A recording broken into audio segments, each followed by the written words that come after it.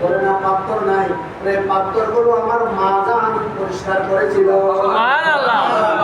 এটা বলার পরে শিমর উঠে গেল।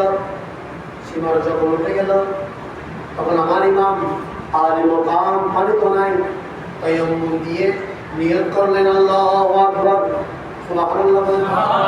নিয়ত করার পরে প্রথম রাকাত করলেন, সূরা কেরাত পড়লেন, রুকু করলেন, সিজদা একটা দিল, একটা সিজদা দিল, সুবহান রাব্বিয়াল আলা পড়ছেন। এমন সময়ের মধ্যে ইয়াজিদ খালিদ ইয়াজিদ বলছেন, শিবরে ইমাম হোসেন রাদিয়াল্লাহু তাআলা যদি আরেকটা সিজদা দিতে পারে, আরেক রাকাত নামাজ পড়তে পারে, 22,000 সৈন্য ইমাম হোসেন রাদিয়াল্লাহু তাআলা ওই তরবারির নিচে চলে আসবে। সুবহানাল্লাহ। চাইলা তাড়াতাড়ি শাহাদাত করে দাও। তখন আমার ইমাম হোসেন রাদিয়াল্লাহু তাআলা